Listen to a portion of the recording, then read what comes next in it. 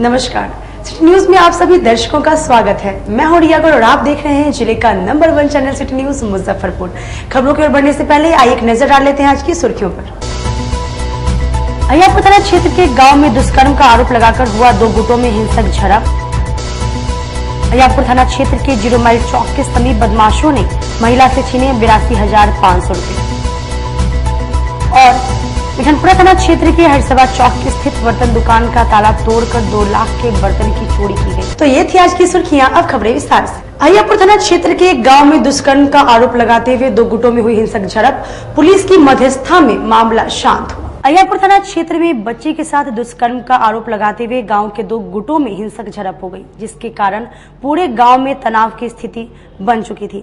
दरअसल एक पक्ष ने दुष्कर्म के आरोपी की जमकर पिटाई कर दी थी, जिसके बाद गांव में पूरा मामला गरमा गया और दोनों गुट में हिंसक झड़प हुई। गांव में तनाव का माहौल बन गया, जिसको देखते हुए पुलिस गांव में पहुंची और दोनों पक्षों के लोगों के साथ बैठक कर मामले को शांत करवाया। हम कल सुबह में हम आ गए ड्यूटी नोबल हॉस्पिटल में, वहाँ हम काम करते हैं, नर्सिंग स्टाफ हैं। हम मेरे घर से फोन आया कि जो बच्ची के साथ जो है गलत जो है रेप करने का प्रयास जो है मंदिर में कर रहा था। वो लड़का जो माझी है, उसका नाम है दीपक माझी, वो रेप करने का प्रयास कर रहा था। उसी दौरान जो है मंदिर में पूजा करने के लिए एक आदमी आया तो देखा मंदिर का गेट बंद, देखा फट। उसके बाद में वो क्या किया कि जो पुजारी को गया बुलाने के भाई समय से पहले मंदिर आप क्यों बंद कर दिए हैं।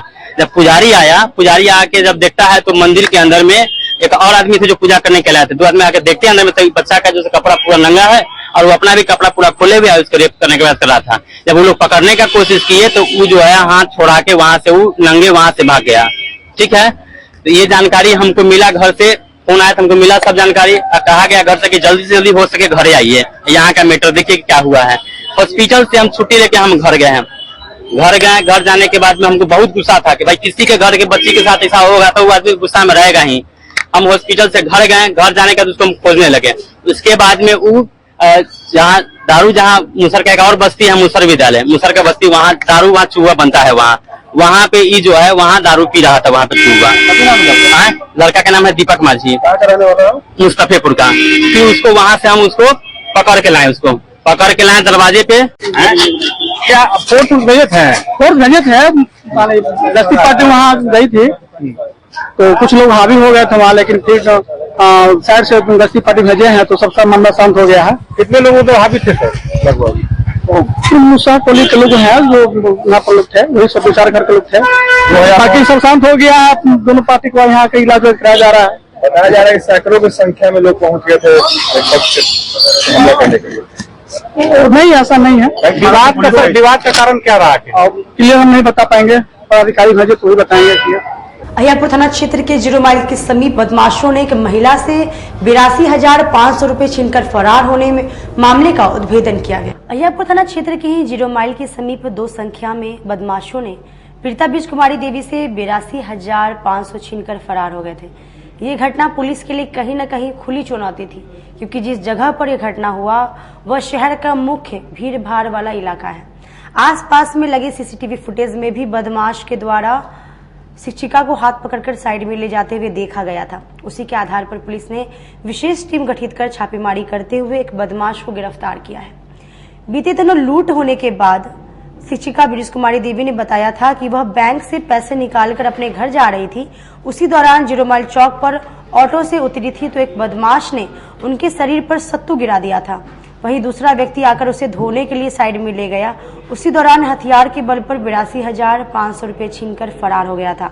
पुलिस ने इस मामले का उद्भेदन करते हुए एक बदमाश को 7,000 कैश के साथ गिरफ्तार किया, जिसे जेल भेजने की कवायद की जा रही है। वहीं टाउन एएसपी अवधेश दीक्षित ने बताया कि पुलिस ने इस लूट कांड का उद्भेदन करने के लिए विभिन्न क्षेत्रों में छापेमारी कर सीसीटीवी फुटेज के आधार पर पुलिस ने हाजीपुर से तिवारी गैंग के मुख्य सरंगना संतोष को गिरफ्तार किया है, जो बिहार के विभिन्न जिलों में बैंक के पास रैकी कर इस प्रकार की घटना को अंजाम देता है। दिनांक 5/9/2023 को अहियापुर पुलिस स्टेशन के पास 0 माइल के समीप एक petrol pump Raghunath Singh petrol pump के यहाँ पर एक वृद्ध महिला जिसकी उम्र लगभग 80 साल थी से 4 लोगों ने मिलकर वो एक बैंक से पैसा निकाल के आ रही थी तो उनका रैकी करते हुए लगभग 82,000 रुपये छीनने की घटना कारित की।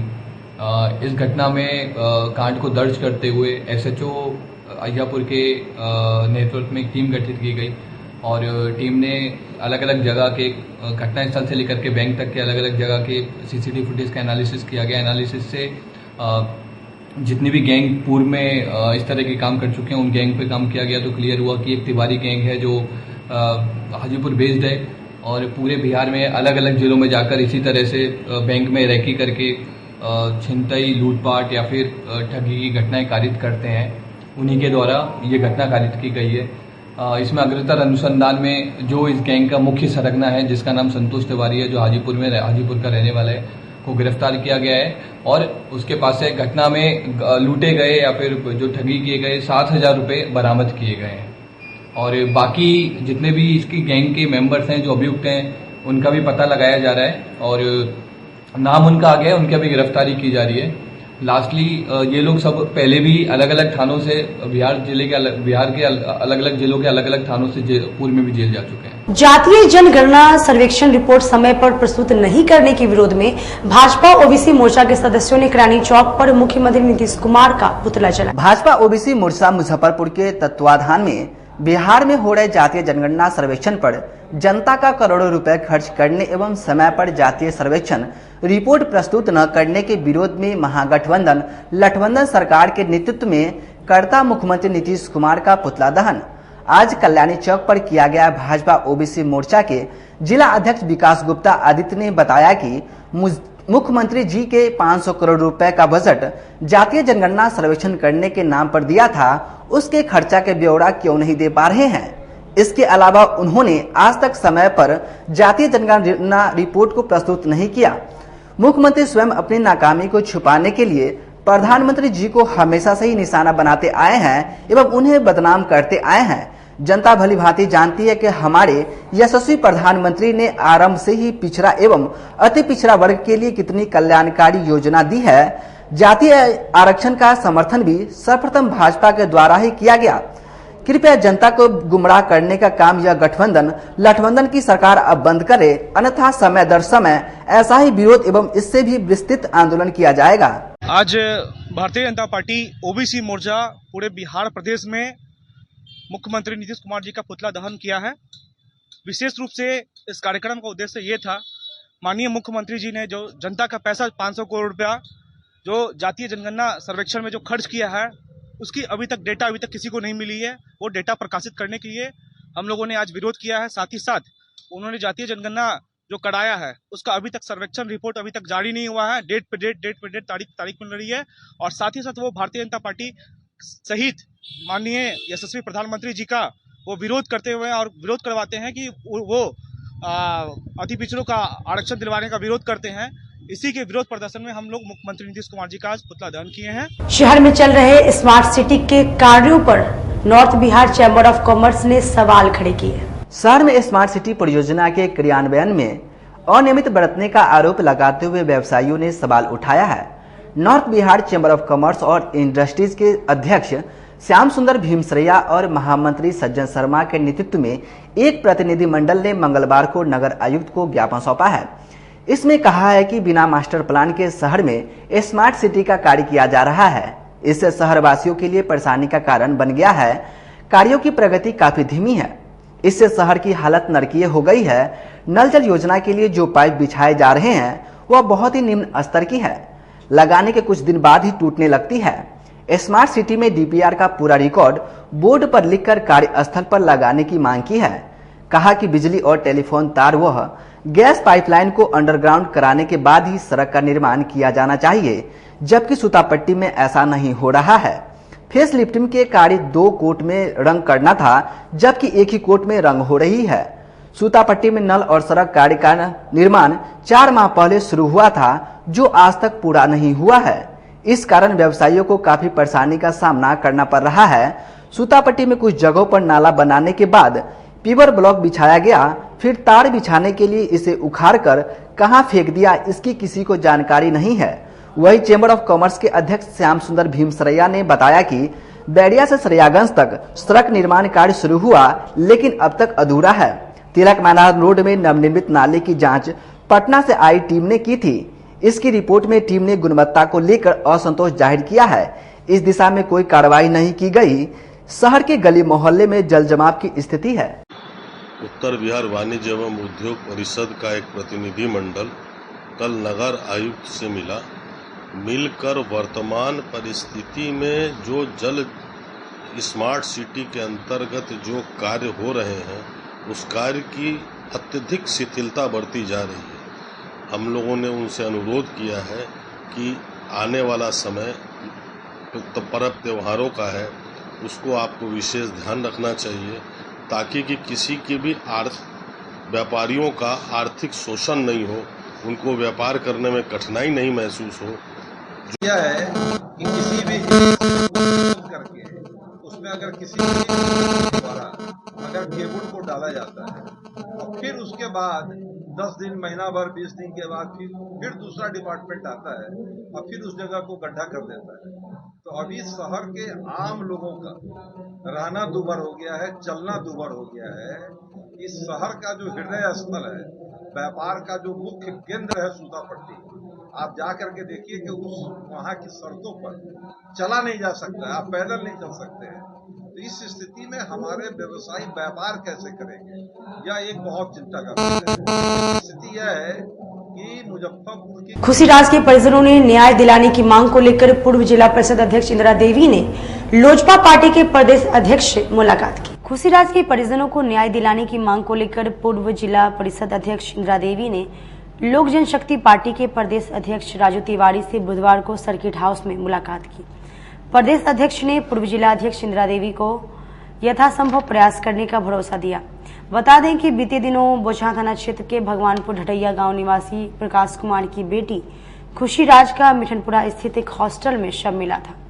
वो हॉस्टल में रहकर मेडिकल की पढ़ाई कर रही थी। परिजनों के द्वारा करंट लगाकर खुशीराज की हत्या कर देने का आरोप लगाया गया था। इस मामले में पुलिस ने कार्रवाई करते हुए हॉस्टल संचालक को गिरफ्तार कर जेल भेज दिया है। आज हमारे बोचहा विधानसभा में ढटैया की लड़की है जो खुशीराज है, उन्हीं के लिए न्याय दिलवाने के लिए आज हमारे मुजफ्फरपुर जिला में प्रदेश अध्यक्ष राष्ट्रीय लोक जनशक्ति पार्टी के राष्ट्रीय अध्यक्ष जी आए हैं। उनसे मिलने के लिए हम आए हैं। हम लोग के वो लड़की को न्याय चाहिए, न्याय मिलना चाहिए। कहीं से कहीं जो लड़की के साथ हत्या किया है, वो लड़की को हम लोग का न्याय, उनके मम्मी पापा को न्याय मिलना चाहिए। अभी तक क्या हुआ? अभी तक कोई सुनवाई नहीं हो रहा। जो पकड़ा गया वो तभी जेल में है और वो लड़की के साथ और उनके मम्मी पापा के साथ हम लोग को न्याय मिलना चाहिए। इसी कड़ी में हम प्रदेश अध्यक्ष से मिलने के लिए न्यायालय परिषद में स्टैंड में लगी स्कूटी में अचानक आग लग गई। देखते देखते पूरी स्कूटी धू कर जल गई। सिविल कोर्ट में उस समय अफरा तफरी मच गई जब कोर्ट परिसर में खड़ी एक स्कूटी में अचानक आग लग गई। देखते ही देखते स्कूटी जलने लगी, जिसकी लपटें और धुआं दूर दूर तक नजर आ रही थी। इस दौरान परिसर में लगभग 15 से 20 मिनट तक अफरा तफरी का माहौल बना रहा। घटना बुधवार की दोपहर का है। सिविल कोर्ट के वकील ने आग पर काबू पाने के लिए पानी का भी छिड़काव किया। साथ ही फायर ब्रिगेड की टीम को भी सूचना दी गई। सूचना मिलते ही मौके पर कोई फायर ब्रिगेड गाड़ियां पहुंचकर आग पर काबू पाया। हालांकि अब तक खड़ी स्कूटी में आग लगने का कारण स्पष्ट नहीं हो सका है और एक बड़ा हादसा होने से टल गया। इस घटना में किसी की हताहत होने की खबर नहीं है। कोर्ट में जा रहे थे, अचानक पता चला कि स्कूटी में आग लग गया। वही हम लोग देख रहे हैं कि यहाँ से जब दमकल आया जो यहाँ बुझाया जाए। किसी के भी कोई क्षतिहत नहीं हुआ है, किसी को कोई नुकसान नहीं पहुँचा है। एक स्कूटी में सिर्फ आग लग गई है, ऑटोमेटिक अपने आप लग गया है। अब आधा घंटे पहले का घटना। स्कूटी वहाँ लगी हुई थी, उसमें कोई टेक्निकल फॉल्ट आ गया, उसी में आग लग गई। लेकिन सब नियंत्रण में कर लिया गया है। चैम्बर में भी पहुंचे आग, उससे पहले ही बुझा दिया गया। कौन कोटे खरी? ये व्यवहार न्यायालय मुजफ्फरपुर है। कौन सा स्कूटी था, इलेक्ट्रिक था या तेल वाला? अब वो सब टेक्निकल विषय है सर, उसको देखेंगे हम। काबू पा लिया गया? हाँ, काबू पा लिया गया। रानी सती मंदिर में भाद्रपद अमावस्या की शुरुआत आज मंगल पाठ से की गई। सिकंदरपुर स्थित रानी सती मंदिर दादी धाम में बुधवार को 3 दिवसीय भाद्रपद अमावस्या महोत्सव 68 वर्षों से प्रतिवर्ष बड़ी धूमधाम से मनाया जा रहा है। यह महोत्सव पहली बार 3 दिवसीय कार्यक्रम के रूप में मनाया जा रहा है, जिसके अंतर्गत आज प्रथम दिन की शुरुआत सुबह 7 बजे आरती से की गई। 1 बजे कार्यक्रम का उद्घाटन समाजसेवी Rajkumar Kedia, doctor Arun Shah, trust board के अध्यक्ष श्याम सुंदर भीमसरिया द्वारा दीप प्रज्वलित कर किया गया। कोलकाता से आए कारीगरों द्वारा फूलों से सजाए गए भव्य पंडाल में 201 सुहागिन महिलाओं द्वारा दादी जी का मंगल पाठ कोलकाता से आई मशहूर भजन गायिका निशा सोनी द्वारा कराया गया। उन्होंने अपने भजनों द्वारा भक्तों को दादीमय कर दिया। सब परिवार मंगल पूजन किए। हाथों में मेहंदी, एक जैसी लाल साड़ी, एक जैसी लाल चूड़ी तथा मांग टीका लगाकर बैठी महिलाओं से भरा पंडाल एक अलग छटा बिखेर रहा था। बीच बीच में भक्तों के बीच खिलौने, प्रसाद एवं सुहाग पिटारी वितरित की गई। कथावाचक के द्वारा दादी की बाल्यकाल से लेकर सती होने तक की गौरव गाथा को जीवंत कर दिया गया, जिसके बाद सभी महिलाओं के लिए महाप्रसाद की व्यवस्था की गई। जो कार्यक्रम है यह 3 दिवसीय कार्यक्रम का प्रथम दिन है। आज का उद्घाटन सत्र हम लोगों ने पूर्ण किया। अब हम लोग मंगल पाठ जो है सो हमारे राजस्थानी परिधान में हम लोगों के परिवार की महिलाएं दादी जी का मंगल पाठ कर रही है, गुणगान कर रही है। आज जो है जो ये हम लोगों की जो रानी सब्जी दादी है, इनको हम लोग कहते हैं कि ये झुंझुनू की सेठानी है। तो आज हम लोगों ने मुजफ्फरपुर में झुंझुनू का स्वरूप, झुंझुनू का लघु रूप मुजफ्फरपुर में उतारने का काम किया है। और उसी के कड़ी में आज हम लोग ये मंगल पाठ दादी का कर रहे हैं और लगातार निरंतर 3 दिनों तक यह कार्यक्रम चलने वाला है। ये सबसे बड़ा आयोजन आप लोग की तरफ से किया जाता है क्या? हाँ, ये हम लोगों के वर्ष में सबसे बड़ा रानी सती दादी जी का सबसे बड़ा त्योहार, सबसे बड़ा आकर्षण ये इसी 3 दिन का जो हमारा ये कार्यक्रम है, जो हमारा परसों भाद्रपद। इसी के साथ वक्त हो चला छोटे से ब्रेक का, लेते एक छोटा सा ब्रेक। तब तक आप बने रहिए हमारे साथ, देखते रहिए सिटी न्यूज मुजफ्फरपुर। अपने सपनों की आशिया को दे एक नई पहचान माँ भवानी डेकोर प्राइवेट लिमिटेड के साथ, जो है ऑथराइज्ड डिस्ट्रीब्यूटर ऑफ कचारिया। देश की मिट्टी से बनी टाइल से देश को बनाते हैं और जहां मिलती है सभी प्रकार के Indian and imported granite, marble, sanitary एवं कोटा स्टोन का अनोखा एवं आकर्षक संग्रह। माँ भवानी डेकोर प्राइवेट लिमिटेड मतलब a complete floor solutions. New 0 mile Dadar road Muzaffarpur. Call 9934753111। जिले की शान बन चुकी बाबा लहठी अब लोगों की जरूरत बन चुकी है। अत्याधुनिक रेंज और भरोसे को समेटे हुए लोगों के लिए नई नई डिजाइनर लहठी उतारते रहते हैं। ऐश्वर्या राय बच्चन, सचिन तेंदुलकर की पत्नी से लेकर न जाने कितने सारे नामी हस्तियां इस लहठी के दीवाने हो चुके हैं। लोगों के साथ ने ही बाबा लहठी की पहचान देश से लेकर विदेश तक बनाई है। ऐसा साथ बनाए रखने के लिए आप लोगों का तहे दिल से धन्यवाद। आपके 7 और 2 वर्षों के प्यार ने यूए एसोसिएट नीलकमल एक्सक्लूसिव शोरूम को मुजफ्फरपुर में एक अलग पहचान दिला दी है और उत्तर बिहार का पहला नीलकमल एक्सक्लूसिव शोरूम, जो अब Narayanpur opposite Vaishali management college की जगह क्लब रोड मिठनपुरा चौक के समीप यूए एसोसिएट का एकमात्र भव्य शोरूम अब नए रूप में खुल गया है, जहां आपको घर और ऑफिस फर्नीचर और मैट्रेस की विस्तृत रेंज ग्राहकों के लिए भी 50% तक की विशेष छूट के साथ दी जा रही है और साथ ही साथ 0% पर फाइनेंस की सुविधा के साथ अपने घर ले जा सकते हैं। जैसे sofa, designing table, wardrobe, matrix, दीवान, पलंग के साथ सभी प्रकार के फर्नीचर पर विशेष रूप की छूट दी जा रही है। 2 वर्षों का साथ निभाने के लिए यूए एसोसिएट नीलकमल एक्सक्लूसिव शोरूम आपका तहे दिल से धन्यवाद करता है और एक बार हमारे यहाँ अवश्य पधारें। इस विशेष छूट का लाभ जरूर उठाएं।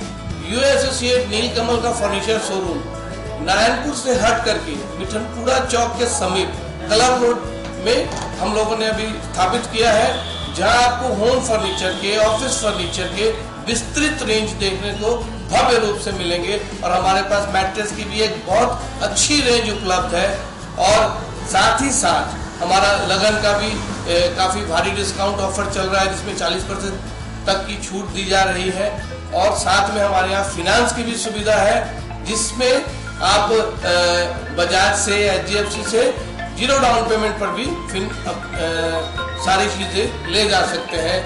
तो आप लोगों से निवेदन है कि एक बार आकर के हमें सेवा का मौका। ब्रेक के बाद एक बार फिर से आप सभी का स्वागत है। आइए बढ़ते अगली खबरों की ओर। मिठनपुरा थाना क्षेत्र के हरसभा चौक स्थित बर्तन की दुकान में चोरों ने निशाना बनाते हुए 2 लाख के बर्तन की चोरी की। जिले में आए दिन चोरों का तांडव कहीं न कहीं देखने को मिलता है। ताजा मामले की बात करें तो मिठनपुरा थाना क्षेत्र के हरिसभा चौक के समीप की है, जहां चोरों ने मंगलवार की देर रात एक बर्तन की दुकान का ताला तोड़कर 2 लाख का पीतल के बर्तन और 6000 कैश चुराकर फरार हो गया। सबसे बड़ी बात तो यह है कि बर्तन की दुकान के बगल में ही बैंक ऑफ बड़ौदा का एटीएम भी है, जो काफी समय से बंद पड़ा हुआ है। कहीं न कहीं यह कह सकते हैं कि शहर में चोरों का मनोबल पूरी तरीके से बढ़ा हुआ है। बर्तन व्यवसायी सोनू कुमार सिवान का रहने वाला है, जो पिछले 15 वर्षों से मुजफ्फरपुर में किराए के मकान में रहकर अपना व्यापार करता था। सोमवार की सुबह जब वो अपने घर से टहलने के लिए निकला तो देखा कि दुकान का ताला टूटा हुआ है, जिसके बाद दुकानदार सोनू कुमार ने मिठनपुरा पुलिस को सूचना दी। सूचना मिलते ही मिठनपुरा पुलिस और 112 नंबर की गाड़ी पहुंचकर मामले की छानबीन करना शुरू कर दिया। वहीं व्यवसायी सोनू कुमार ने बताया कि 2 दिन पहले ही दशहरा पर्व को लेकर पीतल का बर्तन की खरीदारी किए थे। 9 बजे हम रात में दुकान बंद करके गए, अपने घर पर खाना वाना खा के सो गए। सुबह में अपने डेरा पर से टहलने के लिए पानी टंकी चौक जा रहे थे। उसी दरगान में आए थे, देखे दुकान का मेरा तीनों ताला लगा गए थे, तीनों का तीनों ताला नहीं था। तो बाद में मिठनपुरा के हम फोन किए, मिठनपुरा थाना आया, उन लोग के सामने में फिर फाटक खोले पूरा। दुकान का सामान मेरा पूरा बिखरा हुआ था और पीछे में पीतल का आइटम रखे हुए थे बोरा में भर के। वो पीतल का टोटल सामान लेके गया और फिर यहाँ पर पीतल का थाली के बंडल रखे थे 80 किलो का, वो पीतल का थाली के बंडल लेके गया। यहाँ से मिल्टन का थर्मस था, वो 7 पीस थर्मस लेके चला गया। सर कितना का सामान होगा? लमसम 150-2 लाख रुपए का। 2 लाख का पीतल का सामान? हाँ, 2 लाख रुपए का मेरा पीतल का सामान है। ये मैंने 2 दिन पहले दशहरा के दिया हुआ खरीदारी करके हम आए थे, तो वो सामान हम कोना में अस्थिर ही रखे थे। दशहरा की खरीदारी करके हम रखे हुए थे पीतल का सामान। कितना साल से दुकान है? ये दुकान हो गया 15 साल से। विश्वविद्यालय कर्मचारी संघ के सदस्यों ने वेतन कटौती के खिलाफ कामकाज ठप कर कार्य का बहिष्कार किया। राज्य सरकार के वेतन कटौती के खिलाफ बुधवार को विश्वविद्यालय कर्मचारी संघ के आह्वान पर कर्मियों ने कामकाज ठप कर कार्य का बहिष्कार किया। इस दौरान बिहार सरकार के खिलाफ जमकर नारेबाजी भी की। संघ के अध्यक्ष राजकुमार ने कहा कि बिहार सरकार वेतन में कटौती कर रही है, राजभवन के सुझाव को नहीं मान रही है। हम लोगों की मांग है कि राजभवन में जो सुझाव दिया है उसी के अनुसार विश्वविद्यालय में कार्यरत कर्मियों को वेतन दिया जाए। महासंघ बिहार राज्य विश्वविद्यालय महासंघ के आह्वान पर यह कार्यक्रम का आयोजन किया गया है। इसमें आज कार्य बहिष्कार का आंदोलन था, हड़ताल नहीं है, कार्य बहिष्कार का आंदोलन किया गया है। पीबीसी सेल के और राज्य सरकार के मनमाना के खिलाफ जो वेतन कटौती कर रही है और जो राजभवन द्वारा निर्गत इंस्टीट्यूट है उसको मानने से इनकार कर रही है, वो अपने यहाँ वही चीज़ दे रही है, हम लोग को नहीं दे रही है। जबकि हम लोग को समझौता इससे पूर्व भी हाई कोर्ट और सुप्रीम कोर्ट के भी आदेश है, उसको भी मान नहीं रही है पीबीसी से, उसी के विरोध में आंदोलन किया गया। क्या परिचय हुआ? नाम क्या हुआ? मेरा नाम राजकुमार। मधुबनी जाने के क्रम में जिले में पहुंचे भारतीय जनता युवा मोर्चा के प्रदेश अध्यक्ष का कार्यकर्ताओं ने जोरदार स्वागत किया। भारतीय जनता युवा मोर्चा के बिहार प्रदेश अध्यक्ष भारतेंदु मिश्रा के मधुबनी जाने के क्रम में आज शहर के गोबरसही चौक पर भाजयुमो जिला अध्यक्ष भारत रत्न यादव के नेतृत्व में जोरदार स्वागत किया गया। गाजे बाजे के साथ माला पहनाकर कार्यकर्ताओं ने उनका स्वागत किया। इस अवसर पर युवा मोर्चा बिहार प्रदेश अध्यक्ष भारतेंदु मिश्र ने प्रेस को संबोधित करते हुए कहा कि 16 सितंबर को झंझारपुर में केंद्रीय गृह मंत्री अमित शाह का कार्यक्रम है। इसकी सफलता के लिए वह झंझारपुर जा रहे हैं, जहां युवा मोर्चा के सदस्यों के साथ उनकी बैठक है। इसी क्रम में मुजफ्फरपुर में रुके हैं। आम चुनाव 2024 में बीजेपी बिहार की सभी 40 सीटों पर जीत दर्ज करेगी, इसकी तैयारी चल रही है। 12-13 दिन पहले मुझे युवा मोर्चा का दायित्व प्रदेश का अध्यक्ष के नाते दिया गया है और अमित शाह जी का एक रैली झंझारपुर में आयोजित है 16 तारीख को। उस क्रम में आज मधुबनी में हमारी युवा मोर्चा की बैठक है और संपर्क अभियान है। आज जाते समय युवा मोर्चा के जिला के अध्यक्ष भारत रत्न यादव जी से मुलाकात हुई और इन्होंने इतनी बड़ी संख्या में युवा साथियों को जुटाकर जो मुझे मेरा स्वागत किया, अभिनंदन किया, मुझे प्यार दिया, इसके लिए मैं इन सभी युवा साथियों का सदा ऋणी रहूँगा। और मुजफ्फरपुर की धरती तो खुद एक क्रांतिकारी धरती रही है, खुदीराम बोस की धरती है और यहाँ के युवा में वो दम और वो खम है, यहाँ के युवा एक परिवर्तन की ललकार को लेकर आगे बढ़ेंगे। क्या लग रहा है इस बार 2024 के चुनाव में फिर जैसे T20 में नीतीश बाबू दिल्ली गए हैं, प्रधानमंत्री से मिलने, क्या लग रहा है इस बार फिर? देखिए, प्रधानमंत्री से मिलने के वो एक गवर्नमेंट का विषय है, वो मुख्यमंत्री के स्टेट के हैं और G20 का आयोजन था, सभी मुख्यमंत्री को भोज पे आमंत्रित किया गया था, उसमें वो गए।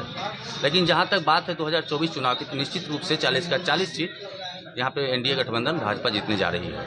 आप याद करें 2014 में नीतीश जी हमारे साथ नहीं थे, उस टाइम 34 सीट जीता था एनडीए गठबंधन भाजपा। अब 10 साल के दौरान तो मोदी जी का कार्य घर घर बोल रहा है, उनका लाभुक तो घर घर है। उन्होंने जो स्कीम जनता के लिए, आम जनता के लिए चलाई, उसी स्कीम का लाभ सब लोगों ने लिया है। तो निश्चित रूप से वो 2014 के बाद जो 10 साल का विकास का जो कार्य हुआ है, इसके कारण से 2024 में 40 का 40 seat Bharatiya Janata party NDA गठबंधन बिहार में जीत रही है। इस बार नीतीश जी को लेकर नहीं लड़ेंगे? अब नीतीश जी तो अपना भरोसा खो चुके हैं। नीतीश जी कभी दायां कभी बायां रहते हैं, और आगे कहाँ जाएंगे, ऊपर जाएंगे कि नीचे जाएंगे, कोई जान नहीं रहा है। उनका विश्वास, जनता का विश्वास उनके प्रति खत्म हो चुका है और नीतीश जी अब 0 पे आउट होने वाले हैं इस बार लोकसभा चुनाव में। मैंने इस बार इंडिया अपने ही दमखम पर एनडीए बिल्कुल बिल्कुल। राजद जिला कार्यालय में पूर्व केंद्रीय मंत्री स्वर्गीय डॉक्टर रघुवंश प्रसाद सिंह की तृतीय पुण्यतिथि पर श्रद्धांजलि सभा का आयोजन किया गया। पूर्व केंद्रीय मंत्री डॉक्टर रघुवंश प्रसाद सिंह की तृतीय पुण्यतिथि बुधवार को इमलीचट्टी स्थित राजद कार्यालय में मनाई गई। इस दौरान वहां मौजूद सभी नेता व कार्यकर्ताओं ने डॉक्टर रघुवंश प्रसाद की छाया चित्र पर पुष्प अर्पित कर उन्हें नमन करते हुए श्रद्धांजलि अर्पित की। मौके पर राजद के जिलाध्यक्ष रमेश गुप्ता ने कहा कि डॉक्टर रघुवंश बाबू समाजवादी नेता, चिंतक व राष्ट्रीय जनता दल के संस्थापक सदस्यों में थे। उनके चले जाने से आज हम सबों को उनकी कमी खल रही है। वह कार्यकर्ता के नेता के साथ जनता के हित के लिए हमेशा कार्य करने वाले नेता थे। कोई भी व्यक्ति जब उनके पास अपनी समस्या लेकर पहुंचता था तो सर्किट हाउस पहुंचने के बाद उस पर वह गहन विचार करते थे और उनकी समस्या को दूर करने का प्रयास करते थे। रोजाना वो पत्राचार करते थे, चाहे वो राष्ट्रपति को करना पड़े, चाहे मुख्यमंत्री को करना पड़े या फिर प्रधानमंत्री को करना पड़े, वह पीछे नहीं हटते थे। रोजाना 10 से 12 पत्राचार वह करते थे। ऐसे महान नेता के चले जाने से आज हम सभी दुखी हैं। वहीं बोचहा विधायक अमर पासवान ने कहा कि हमेशा पापा से उनकी व्यक्तित्व की तारीफ सुनने को मिलती थी। उन्होंने अपना पूरा जीवन पूरी सादगी के साथ जिया और हमेशा जनता के हित में काम किया। डॉक्टर रघुवंश बाबू जो समाजवादी नेता, चिंतक और राष्ट्रीय जनता दल के संस्थापक सदस्य रहे, डॉक्टर रघुवंश बाबू की तृतीय पुण्यतिथि पर हमने पार्टी कार्यालय में उनके चित्र पर पुष्पांजलि अर्पित करके और उनके जीवन पर प्रकाश डाल के लोगों से हम लोगों ने यही अपील किया है कि राष्ट्रीय जनता दल, चूंकि वो राष्ट्रीय जनता दल के संस्थापक सदस्य भी रहे हैं और राष्ट्रीय जनता दल के जो अभियान समिति जो था, लड़ाई वाली अभियान समिति, उसके राष्ट्रीय अध्यक्ष भी थे, इसलिए उनको हम लोगों ने आज याद किया।